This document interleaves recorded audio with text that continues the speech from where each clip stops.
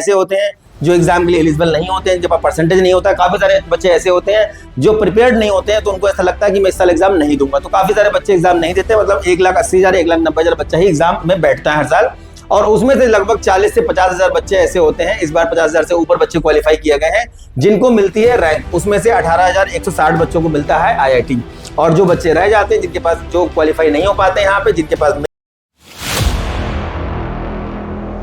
बच्चों JEE mains 2026 के लिए आपका एप्लीकेशन फॉर्म चल रहा है, लेकिन जेईई मेंस के अलावा और भी बहुत सारे एंट्रेंस एग्जाम होते हैं जिसके बारे में बच्चों को जानना जरूरी होता है। तो आज के वीडियो में हम लोग बात करने वाले हैं कि कौन कौन से ऐसे एग्जाम हैं जो जेईई मेंस के अलावा आप फिल कर सकते हैं, उनके फॉर्म कब कब आएंगे, उसमें कौन कौन से कॉलेज पार्टिसिपेट करते हैं और उसमें पार्टिसिपेट करने का प्रोसेस क्या रहता है। तो जितने भी बच्चों आपके स्टेट एंट्रेंस एग्जाम होते हैं उनकी बात करेंगे। इसके अलावा बहुत सारे आपके रिसर्च के एंट्रेंस एग्जाम होते हैं उनकी बात करेंगे। बहुत सारे ऐसे बच्चे हैं जो बीटेक के साथ साथ में BS MS या फिर MSc 5 ईयर के लिए भी इंटरेस्टेड रहते हैं। काफी सारे बच्चे काउंसलिंग के टाइम पे आते हैं और वो BS MS के लिए भी बोलते हैं कि हमें BS MS भी चाहिए, पर काफी सारे ऐसे फॉर्म होते हैं जो कि BS MS के लिए एंट्रेंस एग्जाम करवाते हैं, उन्होंने सही टाइम पे फिल नहीं किए होते हैं या फिर एंट्रेंस एग्जाम नहीं दिया होता है। जैसे इस बार बहुत सारे ऐसे बच्चे आए जो फॉरेंसिक साइंस के लिए बहुत इंटरेस्टेड थे, पर उन्होंने NFSU का एग्जाम नहीं दिया हुआ था, जो आपका नेशनल फॉरेंसिक साइंस यूनिवर्सिटी का एग्जाम होता है, वो उन्होंने एग्जाम नहीं दिया हुआ था। NFAT के नाम से एग्जाम होता है, इसका फॉर्म आपका फरवरी मार्च के आसपास आ जाएगा। तो ऐसे बहुत सारे एंट्रेंस एग्जाम है जेईई मेंस के अलावा। जेईई मेंस का जो आपका एग्जाम हो रहा है, इसमें आपका बच्चे को कंफ्यूजन ये है कि 75% क्राइटेरिया दिखाना जरूरी है। तो मैंने पिछले वीडियो में आपको बताया था कि 75% का जो क्राइटेरिया है वो केवल NIT IIIT GFTI के लिए है। जेईई मेंस का एग्जाम आपका ब्रह्मास्त्र एग्जाम होता है। अगर आपने जेईई मेंस के एग्जाम में अच्छा परफॉर्म कर लिया तो आपको कोई भी और एंट्रेंस एग्जाम देने की वैसे जरूरत नहीं है, क्योंकि 99% ऐसे अच्छे कॉलेज हैं इंडिया में, इंक्लूडिंग NIT IIIT GFTI या फिर जितने भी आपके अच्छे प्राइवेट इंजीनियरिंग कॉलेज हैं, ऑल स्टेट जितने भी आपके स्टेट है जो कि काउंसलिंग चल रही है, उसके जो गवर्नमेंट और प्राइवेट कॉलेज है वो सब आपको जेईई मेंस की रैंक से मिल जाते हैं। लेकिन इसके अलावा अगर आपको ऐसा लगता है कि जेईई मेंस के अलावा आपको और भी एंट्रेंस एग्जाम देना चाहिए, तो ये वीडियो आपके लिए बहुत अच्छा होने वाला है। लास्ट तक वीडियो में बने रहें, चैनल को सब्सक्राइब करें, लाइक करें, दोस्तों को शेयर करें, जिससे कि आने वाले वीडियो लगातार आपको मिलते रहे। तो कौन कौन से ऐसे एंट्रेंस एग्जाम होते हैं जेईई मेंस के अलावा जो कि हमें देने चाहिए, और जितने भी एंट्रेंस एग्जाम की मैं बात करने वाला हूं, क्या सारे एंट्रेंस एग्जाम हमें देने हैं? नहीं, सारे नहीं देने हैं, पर बच्चों को अपने इंटरेस्ट के हिसाब से जो भी एंट्रेंस एग्जाम आपको समझ में आ रहा है या फिर नहीं समझ में आ रहा है, तो आप दिए गए नंबर पे कॉल कर सकते हो कि हमें कौन कौन से एंट्रेंस एग्जाम देने। क्योंकि हमारे पास जब बच्चे काउंसलिंग के टाइम पे आते हैं, अप्रैल के बाद जब आपका रिजल्ट आ जाता है, तो रिजल्ट आने के बाद बच्चों ने बहुत फालतू के एंट्रेंस एग्जाम दिए होते हैं जो कि उनको नहीं देने चाहिए। बहुत सारे ऐसे एंट्रेंस एग्जाम है जो कि आपके एडवर्टाइजमेंट के थ्रू मोबाइल स्क्रीन पे आपके दिखाई दे जाएंगे कि आपको ये एंट्रेंस एग्जाम देना है, पर आपको एडवर्टाइजमेंट देख करके फॉर्म नहीं भरना है। कौन कौन से ऐसे एंट्रेंस एग्जाम है उसकी बात कर लेते हैं। देखिए हम कौन कौन से एंट्रेंस एग्जाम है देख लेते हैं हम लोग। सबसे पहले हम बात करेंगे अपना जेईई मेंस एग्जाम का जो प्रोसेस है। आज की वीडियो में जो हम लोग बात करने वाले हैं वो ये करने वाले हैं कि कौन कौन से आपके एंट्रेंस एग्जाम होते हैं apart from JEE mains, BTech के लिए या फिर रिसर्च के लिए, और जो आपका परफेक्ट रोड मैप है ये क्या होना चाहिए। जेईई मेंस का जो आपका जर्नी है, जो काउंसलिंग की जर्नी है, ये आपकी स्टार्ट होगी जनवरी का जो रिजल्ट आएगा आपका 12 फरवरी को, उसके बाद। लेकिन आपका जो फॉर्म अक्टूबर नवंबर में जो ये आपके आने से स्टार्ट हो जाते हैं, यहां से आपका स्टार्ट हो जाता है एक रोड मैप को फॉलो करने का। जो आपका प्रोसेस है, वो आपका जो तरीका है वो आपको फॉलो करना चाहिए कि सही रोड मैप आपका क्या होना चाहिए। तो सही रोड मैप क्या होगा उसकी बात कर लेते हैं। देखिए हमारा सबसे पहले हम लोग बात करेंगे जेईई मेंस। सबसे पहले देखिए क्या होता है, कोई भी एंट्रेंस एग्जाम है, चाहे वो जेईई मेंस का एंट्रेंस एग्जाम हुआ या फिर जो भी आगे हम एंट्रेंस एग्जाम की बात करेंगे, कोई भी एंट्रेंस एग्जाम हुआ, सबसे पहले क्या होता है, एप्लीकेशन फॉर्म का नोटिफिकेशन आता है। उसके बाद सेकंड प्रोसेस क्या होता है, एप्लीकेशन फॉर्म फिलिंग। देन उसके बाद आपका जो आपको पेमेंट करना होता है फीस का। उसके बाद अगर आपसे कोई फॉर्म में गलती हो जाती है तो आपके लिए करेक्शन विंडो ओपन किया जाता है कि आप करेक्शन विंडो में जाकर के अपनी गलतियों को सुधार कर सकते हैं, मॉडिफाई कर सकते हैं। उसके बाद आपका आता है बच्चों आपका एडमिट कार्ड, कोई भी, ये सारे एंट्रेंस एग्जाम पे लागू होता है। देन उसके बाद आपका एंट्रेंस एग्जाम होगा। एंट्रेंस एग्जाम होने के बाद आपका आता है रिजल्ट। देन उसके बाद आपको फिर से एक फॉर्म अप्लाई करना होता है जो होता है काउंसलिंग के लिए। तो ये 2 बार बच्चों आपको फॉर्म फिल करना होगा। पहले आपको फॉर्म फिल करना होता है एंट्रेंस एग्जाम में पार्टिसिपेट करने के लिए, उसके बाद आपको फॉर्म फिल करना होता है किसके लिए, काउंसलिंग के लिए। बहुत सारी ऐसी भी काउंसलिंग की हम लोग बात करेंगे इसमें, जहां पे आपको एंट्रेंस एग्जाम नहीं देना है, आप अपनी जेईई मेंस की रैंक परसेंटाइल को दिखा करके वहां पे काउंसलिंग में पार्टिसिपेट कर सकते हैं।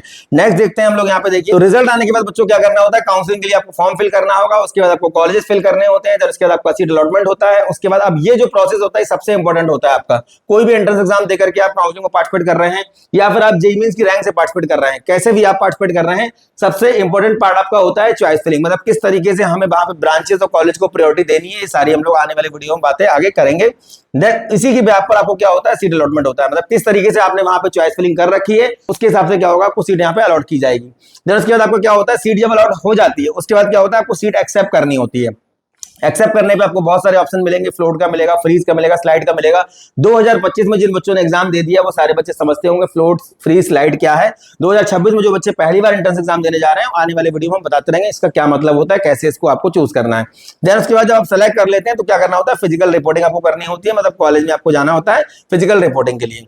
तो ये तो रहा बच्चों आपका एक प्रोसेस, फॉर्म फिलिंग से लेकर के अब काउंसलिंग तक का। अब बात करते हैं जेईई मेंस का। जो बच्चे पूछ रहे हैं कि 75% अगर मेरा बोर्ड में नहीं है तो क्या मैं जेईई मेंस नहीं दे पाऊंगा, देखिए ऐसा कुछ भी नहीं है। जेईई मेंस का जो एलिजिबिलिटी क्राइटेरिया है ये साफ साफ देखिए यहाँ पे लिखे हुए हैं। अगर इनमें से किसी भी बोर्ड से आपने 2025 में, 2024 में अगर 12th किया हुआ है या फिर आप 2026 में 12th करने जा रहे हैं तो आप जेईई मेंस का एग्जाम देने के लिए एलिजिबल है। मैं फिर से रिपीट कर देता हूँ, जितने भी बोर्ड के यहाँ पे नाम लिखे हुए हैं, यहाँ पे ओपन स्कूलिंग देखिए लिखा हुआ है नया बोर्ड। अगर आपने ओपन स्कूल से भी किया हुआ है तो आप किसी भी बोर्ड, इनमें से किसी भी बोर्ड से 2024, 2025 या फिर 26 में अपीयर्ड होने जा रहे हैं तो आप जेईई मेंस का एग्जाम देने के लिए एलिजिबल होंगे। ठीक है, 75% का क्राइटेरिया अगर आपका नहीं है या किसी वजह से 26 में नहीं आता है तब भी आप जेईई मेंस का एग्जाम अभी जो बच्चे दे रहे हैं अपनी रैंक को यूटिलाइज करके एक बेटर कॉलेज तक पहुंच सकते हैं। कैसे पहुंचेंगे आगे वीडियो में बने रहिए, बताता रहूंगा आगे मैं आपको। नेक्स्ट देखिए इसमें क्या है हमारा, नेक्स्ट हमारा एज क्राइटेरिया। देखिए यहाँ पे साफ साफ लिखा हुआ है 2024, 2025 या फिर 2026 में आप अपीयर्ड हो रहे हैं एग्जाम में। क्या क्या सब्जेक्ट होना चाहिए आपके पास, फिजिक्स होना चाहिए, केमिस्ट्री होना चाहिए, मैथमेटिक्स होना चाहिए, एक आपके पास कोई अदर सब्जेक्ट होना चाहिए। ये सब्जेक्ट आपके पास होना चाहिए, कंप्यूटर हो सकता है, इंग्लिश भी हो सकता है। तो ये सब्जेक्ट बच्चों आपके पास होने चाहिए। और जो बोर्ड के आपके नाम मैंने बताए थे उनमें से कहीं से भी आप क्या हो, पास आउट हो या फिर 26 में एग्जाम देने जा रहे हो। ये रहा आपका जेईई मेंस का एलिजिबिलिटी क्राइटेरिया। अब बात करते हैं कि जेईई मेंस में नंबर ऑफ सीट्स हैं कितनी, कंपटीशन कितना यहाँ पे रहता है। देखिए 14 से 15 लाख बच्चा हर साल एग्जाम देता है और 14 से 15 लाख बच्चा एग्जाम किस लिए देता है, सबका टारगेट रहता है कि मुझे आईआईटी मिल जाए। क्या मिल जाए, आईआईटी। जो भी आपके इंडिया में 23 आईआईटी हैं, 23 आईआईटीज के लिए कॉम्पीट करते हैं 14-15 लाख बच्चे और इसमें से 2.5 लाख बच्चे क्वालिफाई किए जाते हैं हर साल। इन 2.5 लाख बच्चों को क्या करते हैं, एडवांस के एग्जाम में बैठने का मौका मिलता है। ये सारे बच्चे एडवांस के एग्जाम में नहीं बैठते हैं। एडवांस की जब नोटिफिकेशन आएगा तो हम बात करेंगे उस पर कि एडवांस का क्या प्रोसेस रहता है। इसमें से काफी सारे बच्चे ऐसे होते हैं जिनके पास अटेम्प्ट नहीं होता है, काफी सारे बच्चे ऐसे होते हैं जो एग्जाम के लिए एलिजिबल नहीं होते हैं, जिनके पास परसेंटेज नहीं होता है, काफी सारे बच्चे ऐसे होते हैं जो प्रिपेयर्ड नहीं होते हैं तो उनको ऐसा लगता है कि मैं इस साल एग्जाम नहीं दूंगा। तो काफी सारे बच्चे एग्जाम नहीं देते, मतलब 1,80,000, 1,90,000 बच्चा ही एग्जाम में बैठता है हर साल। और उसमें से लगभग 40 से 50,000 बच्चे ऐसे होते हैं, इस बार 50,000 से ऊपर बच्चे क्वालिफाई किए गए हैं जिनको मिलती है रैंक। उसमें से 18,160 बच्चों को मिलता है आईआईटी। और जो बच्चे रह जाते हैं, जिनके पास, जो क्वालिफाई नहीं हो पाते हैं यहाँ पे, जिनके पास मेंस का रैंक होता है, उनको मिलते हैं NIT, triple IT, GFTI. Number of seat देखिए 18,160 हमारी आईटी के अंदर है जो कि हमारे 23 हैं। 24,525 सीट हमारी इस समय एनआईटी के अंदर जो कि हमारे 32 है। 9,910 हमारी सीट है इस समय ट्रिपल आईटी के अंदर जो कि हमारे इस समय 26 हैं। और 47 हमारे जीएफटीआई हैं इस समय, जिनमें हमारी नंबर ऑफ सीट कितनी है, 10,228। टोटल जो नंबर ऑफ सीट हमारी वो कितनी है, 62,853 हमारी सीट है। इसके लिए ये बच्चा एग्जाम देता है। अब इतनी सीटें हैं जो बच्चों को मिलने वाली हैं। 14-15 लाख बच्चा एग्जाम दे रहा है, उसमें से इतने बच्चों को सीट मिलेगी। तो या तो आप मेहनत करके अपनी पोजीशन यहाँ पे बना ले, उसके लिए दो तरीके हैं, एक अच्छा रैंक सिक्योर करना होगा, अच्छा परसेंटाइल, और अच्छा परसेंटाइल लाने के साथ साथ में आपके पास एक करेक्ट डेटा इन्फॉर्मेशन होना चाहिए कि हमें कौन सी काउंसलिंग में कब अप्लाई करना है।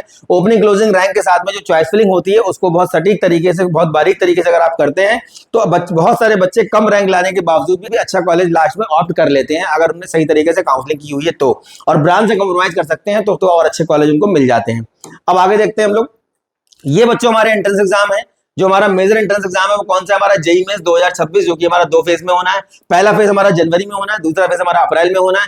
अप्रैल वाले फेज का जो रिजल्ट है, मतलब दूसरा वाला जो फेज है उसका 20 अप्रैल को रिजल्ट आ जाएगा। तो 20 को रिजल्ट आने का मतलब ये है कि आपके पास क्या आ जाएगा, ऑल इंडिया रैंक।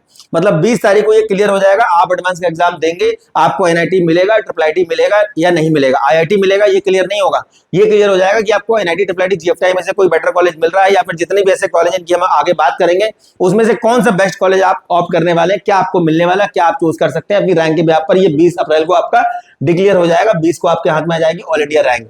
और पहला वाला जो रिजल्ट है वो आपका आएगा 12 फरवरी को, उसमें आपका आएगा परसेंटाइल। दोनों में से जो बेस्ट परसेंटाइल होगा उससे बनेगा आपका ऑल इंडिया रैंक। कई बार मैंने आपको बताया है कि मान लीजिए किसी बच्चे का जनवरी अटेम्प्ट में 90 परसेंटाइल आया, अप्रैल वाले में 95 आया तो 95 से बनेगा ऑल इंडिया रैंक। जनवरी वाले में किसी बच्चे का 70 आया, अप्रैल वाले में 90 आया तो 90 से बनेगा आपको ऑल इंडिया रैंक। जो बेस्ट परसेंटाइल होगा उससे बनेगा। क्वालिफाई होते हैं, एडवांस का एग्जाम देंगे, एडवांस के एग्जाम से आपको 23 आईआईटी मिलते हैं। इसके अलावा आईआईटी तिरुवनंतपुरम मिलता है, आईआईएससी बैंगलोर मिलता है, आईआईपी विशाखापट्टनम मिलता है और आरजीआईपीटी मिलता है। पहले आइजर भी मिला करते थे पर आइजर भी अपना एंट्रेंस एग्जाम करवाते हैं, 7 आइजर हैं, उसकी बात बाद में करेंगे हम लोग। सीयूटी का एग्जाम होता है, सीयूटी के एग्जाम में बहुत अच्छे ऑप्शंस तो नहीं मिलेंगे क्योंकि मैक्सिमम ऐसे कॉलेज हैं आपको जो जेईई मेंस से भी मिल जाते हैं, लेकिन लेकिन हाँ सेंट्रल यूनिवर्सिटीज में कुछ कम फीस के कॉलेज हैं जो सीयूटी से आपको मिल जाते हैं, तो ये भी एग्जाम जब होगा इसकी बात करेंगे। एमएसटी सीटी, ये मैं बात कर रहा हूँ गवर्नमेंट एंट्रेंस एग्जाम की। एमएसटी सीटी महाराष्ट्र के लिए होता है, जिसमें आपका कॉलेज ऑफ इंजीनियरिंग पुणे है, वीजीटीआई मुंबई है, ऐसे कॉलेजेस के लिए कंडक्ट होता है आपका एमएससीटी का एग्जाम। प्राइवेट में भी काफी अच्छे कॉलेज है, पीआईसीटी है, पंपरी छिंदवाड़ा है, ऐसे बहुत सारे यहाँ पे कॉलेज है, वालचंद कॉलेज है, सरदार पटेल है, ऐसे बहुत सारे यहाँ पे कॉलेज है जिसके लिए एंट्रेंस एग्जाम ही आपका महाराष्ट्र सिटी का होता है, और सारे बच्चे एंट्रेंस एग्जाम को देने के लिए एलिजिबल होते हैं। केसीईटी उन बच्चों के लिए होता है जो कि कर्नाटक से बिलोंग करते हैं, और केसीईटी और कॉमेट से सेम कॉलेज मिलते हैं, कॉमेट की भी बात करेंगे, जिसमें आपका रमैया है, बीएमएस है, आरबी है, दयानंद सागर है, वीआईटी बैंगलोर है, ऐसे कॉलेजेस के लिए होता है। बस अंतर इतना है, केसीटी से जाएंगे तो फीस आपका कम लगेगा, कॉमेड के से जाएंगे तो फीस आपका लगभग 2.5 लाख के आसपास लगेगा। डब्ल्यूबीजी का एग्जाम होता है, जादवपुर यूनिवर्सिटी है, इसके अलावा हमारा कल्याणी गवर्नमेंट इंजीनियरिंग कॉलेज है, यूनिवर्सिटी ऑफ कलकत्ता है, मकॉट है, ऐसे कॉलेज के लिए एग्जाम होता है। हमारा वेस्ट बंगाल कंडक्ट करवाता है, सारे बच्चे एग्जाम को देने के लिए एलिजिबल होते हैं, और बाकी बातें काउंसलिंग के टाइम पे करेंगे। टीएमजेड का अपना एग्जाम होता है, पर यहाँ पे कंडीशन है या तो आपने 6 से लेकर के 12 तक की पढ़ाई वहां से की हो, या फिर आपके फादर वहां की सेंट्रल गवर्नमेंट किसी जॉब में हो, मतलब उस रीजन के किसी एरिया में जॉब कर रहे हैं तो आप एलिजिबल होंगे। उसके बाद क्यूसेट अपना एग्जाम करवाता है, कोची यूनिवर्सिटी आईएमसीटी होता है आपका किसके लिए, marine engineering, merchant navy. Next का एग्जाम होता है रिसर्च के लिए, वो भी हम लोग भी बात करेंगे, और भी एग्जाम होते हैं। आईएसआई कोलकाता आपका होता है मैथमेटिक्स रिसर्च के लिए, ये होता है आपका एमएससी फाइनल के लिए, और यूसीटी के एग्जाम की मैंने लास्ट वीडियो में बात की थी, ये आपका होता है डिजाइनिंग के लिए। तो ये बच्चों आपके गवर्नमेंट एंट्रेंस एग्जाम है। इसके अलावा हमारा नाटा एग्जाम होता है आर्किटेक्चर के लिए, गुजसेट करवाता है, गुजरात का अपना एंट्रेंस एग्जाम होता है, धीरूभाई अंबानी है, आईआईटी रैम है, गवर्नमेंट इंजीनियरिंग कॉलेज गांधीनगर है, ऐसे बहुत सारे हमारे यहाँ पे कॉलेज है जिनके लिए एंट्रेंस एग्जाम होता है। ओजीडब्ल्यू उड़ीसा के लिए, टीएनई हमारा तमिलनाडु के लिए होता है, जिसमें आपका अन्ना यूनिवर्सिटी है, इसके अलावा आपका पीएचडी कोयम्बटूर है, एमआईटी मद्रास है, तो ऐसे बहुत सारे कॉलेज जिनके लिए एंट्रेंस एग्जाम होता है। नेक्स्ट जो हमारा एंट्रेंस एग्जाम है, ये बच्चों प्राइवेट एंट्रेंस एग्जाम है। अब ये जो एंट्रेंस एग्जाम है, इनमें से क्या सारे एंट्रेंस एग्जाम हमें देने हैं, या फिर हमें कौन कौन से एंट्रेंस एग्जाम के फॉर्म फिल करने होंगे, ये चीजें पता लगाना बच्चों के लिए थोड़ा मुश्किल हो जाता है। हम लोग पिछले कई सालों से बच्चों को वेबिनार, सेमिनार, लाइव वीडियो के माध्यम से गाइड कर रहे हैं, और बच्चों को प्रॉपर गाइडेंस देते हैं, प्रॉपर उनकी काउंसलिंग करते हैं, और एक पूरा रोड मैप बना करके देते हैं कि आपको अपनी एलिजिबिलिटी, अपने इंटरेस्ट के हिसाब से कौन कौन से फॉर्म फिल करने चाहिए एंट्रेंस एग्जाम के लिए, कौन कौन से फॉर्म फिल करने चाहिए काउंसलिंग के लिए। ये सारी चीजों के लिए आप दिए गए नंबर पे कांटेक्ट कर सकते हैं। नियर बाय प्लेसेस से हैं तो लखनऊ, दिल्ली, रुड़की, कानपुर में आकर के हमसे कंसल्ट कर सकते हैं। कंसल्ट करने का कोई चार्ज नहीं है। वीआईटी वेल्लोर का फॉर्म ओपन हो चुका है। 4 कैंपस के लिए एग्जाम होता है। मेन कैंपस आपका वेल्लोर में है, सेकंड कैंपस चेन्नई में है, थर्ड कैंपस भोपाल में है, फोर्थ कैंपस आपका आंध्र प्रदेश अमरावती में है। कॉमेंट के मैंने भी बताया कर्नाटक के लिए होता है। सारे बच्चे देने के लिए इसको एलिजिबल रहते हैं, जिसमें आपके बहुत अच्छे कॉलेज हैं, जिसमें आपका बीएमएस है, आरबी है, रमैया है, दयानंद सागर है, ऐसे कॉलेज के लिए आपका एग्जाम होता है। बिट सेट का exam one of the most popular और फेवरेट एंट्रेंस एग्जाम बच्चों के लिए रहता है ये, और इसको बच्चे बहुत पसंद करते हैं। मेन कैंपस प्लानी में है, सेकंड कैंपस आपका हैदराबाद में है, थर्ड कैंपस गोवा में है, फोर्थ कैंपस आपका दुबई में है। दुबई वाले कैंपस में आप 12th की परसेंटेज के बेस पर भी जा सकते हैं। थोड़ा महंगा है लेकिन एग्जाम भी अच्छे लेवल का होता है। इसको क्वालिफाई करने के बाद आपको क्या है कि प्लेसमेंट बहुत अच्छा मिल जाएगा, और एक बात यहाँ पे बोर्ड के जो टॉपर है उनको डायरेक्ट एडमिशन भी यहाँ पे मिल जाता है। यूपीएस अपना एग्जाम करवाता है, देहरादून में कैंपस है। पेट्रोलियम एनर्जी का कॉलेज है, देहरादून में कैंपस है। एलपीयू नेक्स्ट अपना एग्जाम करवाता है, कलिंगा अपना एग्जाम करवाता है, मणिपाल करवाता है। जिनका बजट ठीक ठाक है वो मणिपाल, कलिंगा जैसे एंट्रेंस एग्जाम को भी दे सकते हैं। सिम्बाइसिस में भी ठीक ठाक बजट जाता है, 4-5-6 लाख के आसपास फीस रहती है। इसका एग्जाम बच्चों आप दे सकते हैं। काफी सारे ऐसे बच्चे बाद में आते हैं काउंसलिंग टाइम में जिनका बजट रहता है, जो अफोर्ड कर सकते हैं फीस। अगर आप फीस अफोर्डेबल आपके लिए है, अपनी फैमिली से डिस्कस कर लीजिए। 4-5 लाख रुपए अगर वो अफोर्ड कर सकते हैं तो आप एंट्रेंस एग्जाम को दे सकते हैं। मैं सबको रिकमेंड नहीं कर रहा हूं, लेकिन अच्छे एंट्रेंस एग्जाम है इसलिए बता रहा हूं। यूजीडब्ल्यू आपका ट्रिपल हैदराबाद करवाता है, जिसमें आपको 5 ईयर कोर्सेज मिलते हैं, BTech plus MS by research. और ये एग्जाम के बाद क्या होता है आपका, यहाँ पे एक और ऑप्शन है कि अगर आपका 12th में 90% है, इनके बोर्ड ऑप्शन, इनकी वेबसाइट पे आप जाके देखिएगा, उसमें बोर्ड का एक ऑप्शन दिया हुआ है कि अगर आपका बोर्ड में 90% है तो आप सीधे इंटरव्यू के लिए शॉर्टलिस्ट यहाँ पे कर लिए जाएंगे। मेडता अपना एंट्रेंस एग्जाम करवाता है, पीसेट बैंगलोर में अपना एंट्रेंस एग्जाम करवाता है। ये बच्चों प्राइवेट में एंट्रेंस एग्जाम है, जिनमें से कौन कौन से एंट्रेंस एग्जाम हमें फिल करने चाहिए। एसआरएम वीआईटी का फॉर्म फिलहाल चल रहा है। वीआईटी में अगर आप कैटेगरी 1 में क्वालिफाई हो जाते हैं तो आपको क्या करना है, केवल 2 लाख रुपए फीस यहाँ पे देनी होगी। तो कैटेगरी 1 कैटेगरी 2 तक बेस्ट है, इसके बाद थोड़ा सा महंगा हो जाता है ये कॉलेज। ये रहा बच्चों हमारे प्राइवेट एंट्रेंस एग्जाम। अब ये बच्चों हमारी वो काउंसलिंग है, सेपरेट काउंसलिंग, जहां पे आपको एंट्रेंस एग्जाम नहीं देना है। कोई भी एंट्रेंस एग्जाम नहीं होता है, इसके लिए कोई एग्जाम नहीं देना है। क्या करना है, यहाँ पे आप अपनी जेईई मेंस की रैंक दिखाइए और एडमिशन पाइए। सीधे सीधा आप यहाँ पे क्या है, एक रैंक आपके पास बेटर होना चाहिए। क्या रैंक होना चाहिए, ट्रिपल आईटी हैदराबाद आपका 4 से 5 हजार पे फिल हो जाता है। जेईई मेंस की जो रैंक है उससे यहाँ पे फिल होती है सीटें, 100 सीट है। बीटेक 4 ईयर के लिए ट्रिपल आईटी बैंगलोर में पहले 5 ईयर कोर्स था, अभी इस बार 4 ईयर भी स्टार्ट कर दिया गया है। तो 5 ईयर एमटेक इंटीग्रेटेड यहाँ पे होता है आपका जेईई मेंस एडमिशन, और बीटेक 4 ईयर में भी आप यहाँ पे जा सकते हैं। उसके बाद देखिए आपका HBTU Kanpur separate counselling, UP का बहुत बेस्ट कॉलेज है। धीरूभाई अंबानी लगभग 25-30 हजार रैंक तक यहाँ पे बच्चों एडमिशन मिल जाता है। 2 ब्रांचेस है यहाँ पे, कौन कौन सा, मैथमेटिक्स एंड कंप्यूटिंग है और आपका आईसीटी इन्फॉर्मेशन कम्युनिकेशन टेक्नोलॉजी है। इसके अलावा पीडीपीयू गांधीनगर जेई मेंस की रैंक से आप अप्लाई कर सकते हैं, निर्मा जेई मेंस की रैंक से अप्लाई कर सकते हैं, थापर जेई मेंस की रैंक से अप्लाई कर सकते हैं, एलएमआईटी जयपुर जेई मेंस की रैंक से अप्लाई कर सकते हैं, जेपी यहाँ पे भी जेई से अप्लाई कर सकते हैं, ट्रिपल एमयूटी गोरखपुर जेई से अप्लाई कर सकते हैं। गति शक्ति विश्वविद्यालय पहले था, अब नहीं है क्योंकि अब जोसा में चला गया है ये। आरजीआईपीटी में अप्लाई कर सकते हैं आप जेई मेंस से, एडवांस मेंस दोनों से होता है। वीआईटी जयपुर जो कि मैथरा का एक्सटेंशन कैंपस है, जेई मेंस से अप्लाई कर सकते हैं। इंडियन नेवी में आप अप्लाई कर सकते हैं, इंडियन आर्मी में अप्लाई कर सकते हैं, दोनों के फॉर्म आते हैं। अगर आप जेई मेंस क्वालीफाई है तो इंडियन नेवी में अप्लाई कर सकते हैं, आर्मी में अप्लाई कर सकते हैं। यहाँ पे आपको लेफ्टिनेंट की पोस्ट मिल जाती है, मतलब ठीक ठाक पोस्ट मिलती है। इसको क्या करना है, आपको फॉर्म भरना है, फॉर्म भरने के बाद आपका जो है वहां पर सिलेक्शन होगा। सिलेक्शन में आपसे सिलेक्शन से पहले आपका एसएसबी होता है, उसके बाद फाइनल सिलेक्शन आपका होता है। उसके बाद आपका देखिए national fire safety institute Nagpur, ये हमारा फायर सेफ्टी और डिजास्टर मैनेजमेंट का कॉलेज है। यहाँ पे भी आप जेई मेंस की रैंक से अप्लाई कर सकते हैं। और राष्ट्रीय रक्षा यूनिवर्सिटी गांधीनगर, ये बच्चों हमारे वो कॉलेज है जहाँ पे जिनके लिए हमको एंट्रेंस एग्जाम नहीं देना है, हमें क्या मिलेगा यहाँ पे जेई मेंस की रैंक से एडमिशन मिलेगा। तो जेई मेंस की रैंक के ब्याह पर जैसे कि मैंने आपको बताया कि काफी सारे ऐसे कॉलेज हैं, लगभग 99% जहाँ पे आपको एडमिशन मिल जाता है, बस अच्छा रैंक दिखाना होगा। यहाँ पे भी 12-15 हजार के बाद एडमिशन आपको नहीं मिलता है, मतलब 15 हजार तक अगर आपका रैंक है तो आप मान सकते हो मिल जाएगा। यहाँ पे भी अगर कंप्यूटर साइंस चाहिए तो 30 हजार के आसपास। तो ये सब कॉलेज में अप्लाई करने का प्रोसेस क्या है, ये किस किस रैंक पे हमको मिलेंगे, इसके लिए हमको कितना रैंक लाना होगा, यहाँ पे हमको बेटर ब्रांच चाहिए तो क्या रैंक लाना होगा, लोअर ब्रांच चाहिए तो क्या रैंक लाना होगा, ये सारी बातें आने वाले वीडियोस में हम लोग करते रहेंगे। अब बात करते हैं रिसर्च स्टूडेंट। अगर हम बीटेक के अलावा रिसर्च की बात करें, मतलब आपका bachelor of science, master of science या फिर bachelor of science master of science combined जो हमारा कोर्स होता है 5 ईयर और बीएस हमारा 4 ईयर। अगर हमको इसमें जाना है या फिर हमको एमएससी रिसर्च में जाना है तो क्या करना होगा, उसके लिए हमारी देखिए सीएमआई चेन्नई एग्जाम करवाता है मैथमेटिक्स के लिए। आईएसीएस कोलकाता, शायद बच्चे इसके बारे में नहीं जानते होंगे, नेक्स्ट वीडियो में डिटेल में बात करेंगे। Indian association of cultivation science, ये हमारा कोलकाता में कैंपस है। Bachelor of science master of science की डिग्री देता है, अच्छा खासा स्टाइपेंड मिलता है यहाँ पढ़ने का। और ये एंट्रेंस एग्जाम बहुत अच्छे लेवल पे होता है, कंपटीशन नहीं है, मारामारी नहीं है यहाँ पे। आईएसआई कोलकाता मैथमेटिक्स में बीएससी कराता है, स्टेट में करवाता है, और डेटा साइंस में यहाँ पे आपको सीयूटी और जेईई मेंस से मिल जाता है। नेक्स्ट आपका होता है नाइजर, और एक कैंपस और है CBS university of Mumbai, centre of excellence basic science university of Mumbai का हमारा कैंपस है। आइजर अपना करवाता है 7 आइजर है हमारा, पुणे है, कोलकाता है, बेरामपुर है, तिरुवनंतपुरम है, तिरुपति है। ये हमारे कैंपस देखिए यहाँ पे बने हुए हैं। इसके लिए आपका क्या होता है, एंट्रेंस एग्जाम होता है अपना आईआईटी के नाम से। और यहाँ पे हमको क्या मिलता है, bachelor of science 4 year Bhopal के अंदर, और bachelor of science master of science 5 year बाकी हमारा जो आइजर है उसमें हमें एडमिशन मिलता है। तो ये बच्चों हमारे एंट्रेंस एग्जाम है जो कि रिसर्च के लिए होते हैं। जो बच्चे रिसर्च में जाना चाहते हैं, समय रहते जैसे जैसे इनके फॉर्म आते रहेंगे मैं आपको इन्फॉर्म करता रहूंगा, आपको एंट्रेंस एग्जाम देना होगा। अब आती है हमारी स्टेट काउंसलिंग बोर्ड, मतलब जेईई मेंस की रैंक के ब्याह पर अगर ये पीछे जो हमने बात की है अगर वो हमको नहीं मिल पा रहा है, जैसे मान लीजिए हमने ट्रिपल आईटी हैदराबाद की बात की, बहुत टॉप पे भर जाता है, एचबीडीयू की मैंने बात की, बहुत टॉप पे भर जाता है।